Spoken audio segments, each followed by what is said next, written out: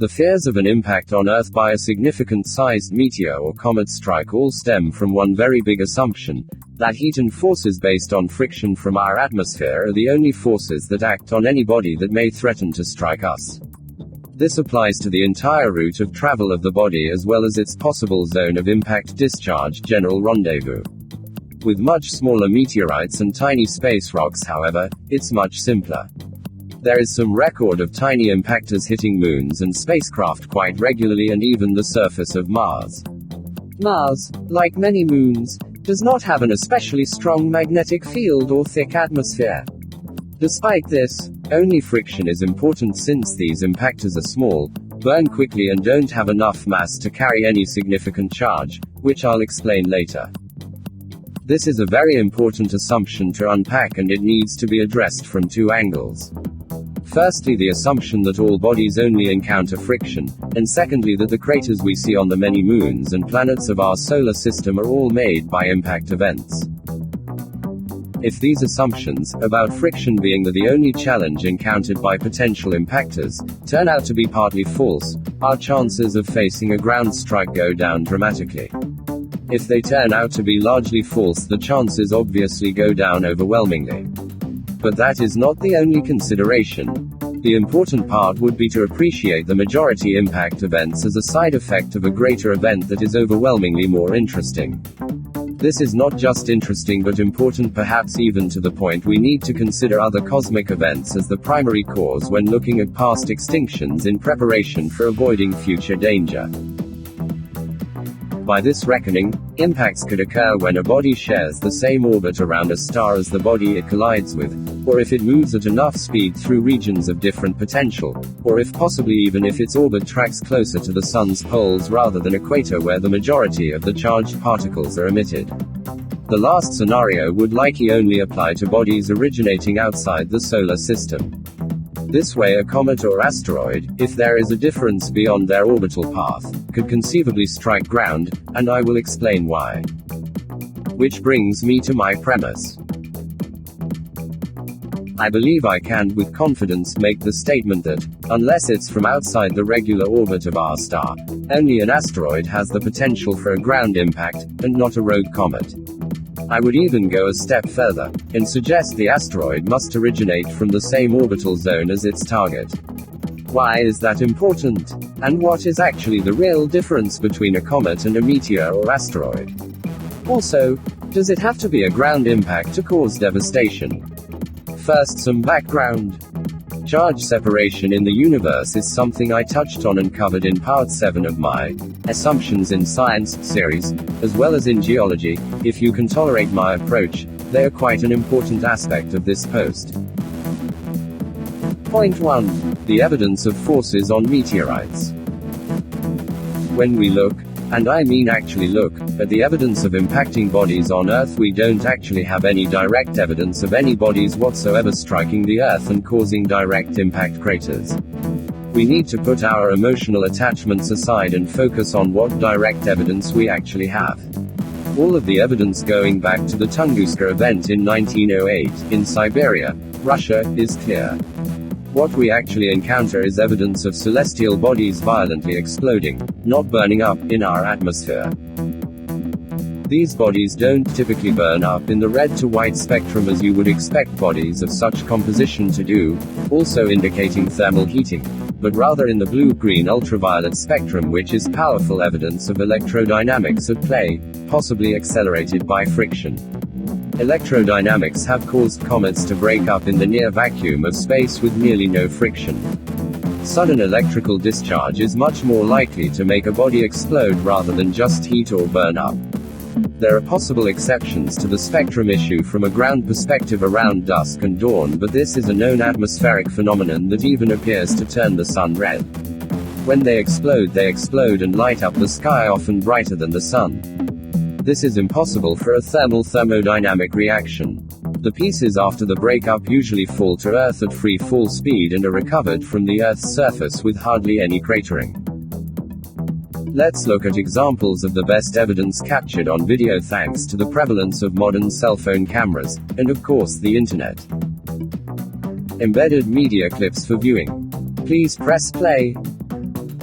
Below, although the reasoning is poor, this video gives an idea of the objects striking us, all of them breaking up in our atmosphere. Below, even the smallest meteors cause blinding flashes. Below, Japan, very often the clues are in the spectrum.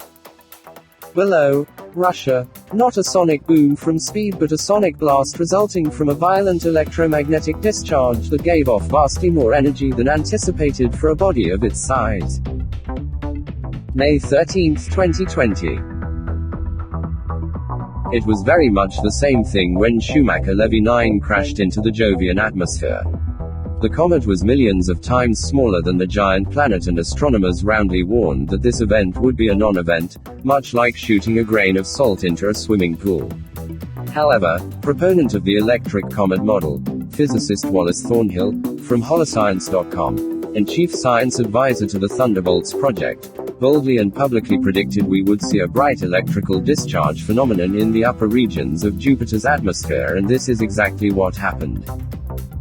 Thornhill also correctly predicted the blinding flash of light that was such a surprise for mission control when Deep Impact approached for landing on Comet Tempel 1. So what's going on here? It's actually quite simple. The above refers specifically for when objects of vastly differing potential, charge exchange relatively suddenly. At cosmic speeds everything could be considered sudden. When a rocket re-enters the atmosphere there is no real charge exchange going on, because it's in the same region of potential, and the science of aerothermodynamics caters perfectly for re-entry calculations etc. The re-entry also looks totally different, as the below clip explains. Embedded media. That's the evidence. Now here is some explanation. The electrodynamic aspect of bodies transversing different orbital distances of the Sun's ionized plasma environment is best highlighted by the electric universe paradigm. With EU it's widely known that the so-called solar wind is a constant flow of mostly positive ions accelerating in the Sun's magnetic field as incoming charge enters via Birkeland currents at its poles, much like the magnetic fields and aurora on Earth. It is viewed that the different zones are also regions of different potential, since the ions are both more densely packed and slower moving as you get closer to the Sun. That is an uncontested fact, so it stands to reason that any body crossing through these zones must discharge to equalize this potential. It is impossible to exist in a region of differing potential without charge equalization once various factors all reach a critical point. Part of the Sun's atmosphere, the corona, extends as far as Pluto. In fact, it is the entire heliosphere. This is the essence of the electric comet model. This model, supported by all observation to date, states the only difference between comets and asteroids is their orbit, with the orbit of a comet being elliptical, causing it to discharge when it comes into that area of its orbit nearer the Sun. Furthermore, a sudden confrontation with a body of different potential, particularly one with an ionosphere or thick charged atmosphere, must cause a sudden and violent discharge event. Below, the predictive success of the electric comet model is so much higher than the dirty snowball model. Below, Philae probe lands on comet in a first for ESA. Asterisk, there appears to be no understanding as to what caused the bright flash of light on 67P either. Academic papers have even appeared trying to ascribe the flash to gas outflows. Below, the dirty snowball model versus reality as predicted by the electric comet model decades before clear images were available. None of the evidence supports the standard model of sublimating dusty water ice. All the evidence supports the electric comet model, with the comet nucleus being similar to an asteroid. Part 2. The evidence with craters we already see. The assumption of craters all resulting from impacts is to some degree an understandable one. A late heavy bombardment period was even invented to explain away the extensive cratering, especially on moons, although no reasonable explanation is given for where these comets, asteroids or meteors might have come from. It seems logical at a glance, but surprisingly all the evidence points to the contrary. The evidence that direct ground impacts are less widespread than we currently think is quite conclusive. How many are caused by electromagnetic phenomena, volcanism or other factors? This remains an open question. Below, Planetary scarring and craters. Below, it's not widely known that electrical planetary scarring can be easily reproduced in a lab. While the large scarring on Mars does not appear to be impact-related, the tiny ones surely are. Mars is nearby to an asteroid belt, where debris will be similar to Mars in charge and realistically able to endure the frictional forces of Mars' thin atmosphere. Such craters as impacts are supported by evidence. Below, applying what we learned in the above clips to our own moon. Below, the prospect of 2 to 6 bullseye craters, being from 2 perfectly scaled, 90 degrees direct hit contemporary impacts is so unlikely there should not even be one in the solar system, yet there are dozens in one region of our moon alone. Deduce rather than assume. It's clear from many of the craters on solar system moons that they are not impact craters. Here are 5 that are intuitive. 1. They are too vast and shallow. 2. Usually there is no debris present in the crater itself.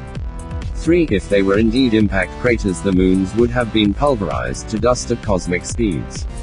5. The craters also demonstrate an overwhelming set of characteristics indicating a direct 90 degrees strike occurred rather than a side glance. Electric arc discharge craters always hit from this angle. More here. A period of chaos in the orbital positions of planets better explains this cratering, perhaps a disruption or capture event, where the planets would have come into close and regular contact with each other before settling into current positions, causing electric arc discharge cratering, scarring among other things including impact craters themselves. It can safely be said that direct ground impact events where catastrophic destruction happens rather than just debris hitting the ground, are likely even rarer than we have been led to believe, perhaps almost never happening all on the largest scales. This is not to say the air explosions are not devastating, but unlikely to be civilization ending. The plasma electric arc discharges themselves may pose a bit more of a threat. A solar flare, micronova or CME likewise. I don't think we have enough observational evidence to really say, and won't have until we investigate. I hope to have cast enough doubt on the traditional interpretation of evidence that those reading this would be stirred up enough to at least ask a few questions.